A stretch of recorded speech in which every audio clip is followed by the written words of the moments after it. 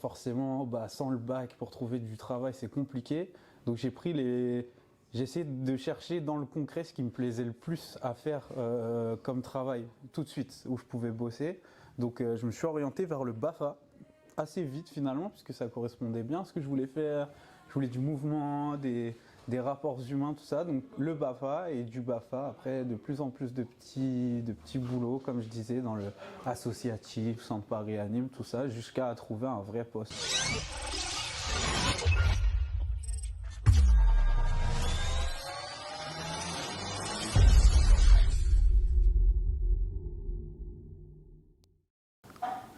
Bonjour, je m'appelle Quentin, j'ai 28 ans, je suis animateur jeunesse au centre René Goscinny et je vais vous expliquer comment j'ai fait sans avoir le bac. Alors, tu travailles depuis combien de temps au centre Goscinny? Au centre Goscinny, je rentre dans ma 3e année là. C'est ma 2e année, je rentre dans la 3e. Et avant d'arriver à Goscinny, tu étais où? J'ai fait plusieurs structures jeunesse, j'ai fait des accueils périscolaires dans les écoles, j'ai fait des séjours, j'ai beaucoup travaillé dans l'associatif, dans la musicale, culturelle, socioculturelle, et aussi d'autres centres Paris Anime, à Villot, un peu plus loin, dans le 12e, et là aujourd'hui au centre Goscinny. Et est-ce que tu peux nous raconter ton parcours? Déjà, pourquoi tu n'as pas eu le bac, si on peut commencer par là? Le bac, sincèrement, ma scolarité, elle s'est bien passée jusqu'au collège, jusqu'au brevet, ça se passait même plutôt très bien.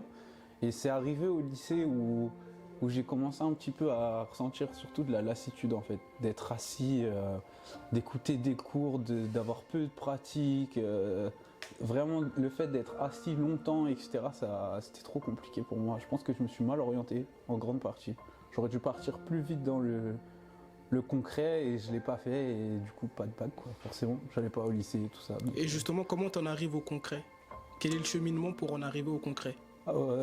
beaucoup de galères au début parce que forcément sans le bac pour trouver du travail c'est compliqué.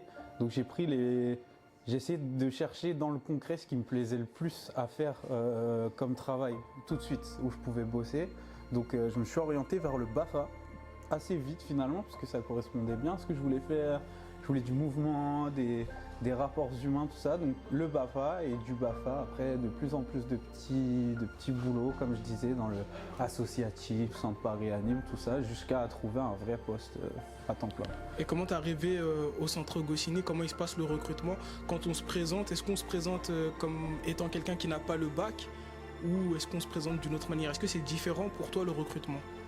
Alors aujourd'hui, c'est vrai qu'à l'heure qu'il est, avec mes 28 ans et mes années d'expérience dans l'animation, c'est plus quelque chose dont je parle. Le bac, il passe derrière parce que je peux valoriser l'expérience que j'ai dans ce métier, etc. Parce que je le fais depuis longtemps.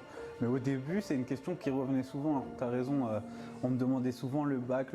Moi, j'avoue que c'est quelque chose que je mettais en avant de ne pas avoir le bac. Généralement, dans les filières d'animation, je disais que j'ai pas le bac, mais que de ne pas avoir le bac m'a fait être dans le concret assez vite et j'avais de ce fait, enfin en tout cas c'est ce que je mettais en avant, que j'aurais plus d'expérience que quelqu'un qui sortait de l'école ou du bac quoi. Et est-ce que ne pas avoir le bac, il n'y a pas une forme de pression sociale aussi? Est-ce qu'on ne se sent pas dévalué comparé aux autres? Tout à fait, tout à fait. On rentre vite dans la case, c'est pas forcément judicieux d'ailleurs, mais si on n'a pas le bac, on va vite être mis dans la case des cassos ou d'avoir eu une jeunesse délinquante. Bon, ça a été un peu le cas pour moi, mais c'est pas forcément le cas pour d'autres jeunes. Ou la case même de la bêtise, alors que pas forcément. Aujourd'hui, tu t'occupes de jeunes. Ouais. Comment elle se passe ta relation avec eux? Comment tu les orientes? Comment tu les conseilles? Alors après c'est très difficile, ça dépend du profil de chaque jeune. C'est sûr que je ne peux pas avoir le même discours avec tous les mêmes jeunes, mais les jeunes en qui je ressens ce que moi j'ai ressenti, la plupart du temps j'essaie de les amener à faire quelque chose de concret, des apprentissages très concrets, des filières professionnelles, CAP, BEP, etc.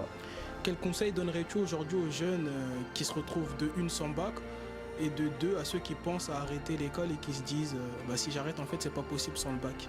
Tu es un parfait exemple de réussite. Quel conseil tu pourrais leur donner à ton échelle? Pour moi, il y a toujours des chemins détournés. C'est le conseil que je pourrais donner. Si vous n'avez pas le bac, Vous partirez de plus bas de l'échelle, c'est sûr, mais ça veut rien dire, faut pas lâcher. J'ai pas le bac, moi je compte bien être directeur un jour de structure. Je suis passé par la petite porte à monter, je monterai moins vite que quelqu'un qui a le diplôme, mais c'est pareil, si les personnes n'ont pas le bac, il y a toujours des moyens, je pense, sauf dans certaines choses un peu plus précises, mais sinon je pense qu'on peut, quand on veut on peut.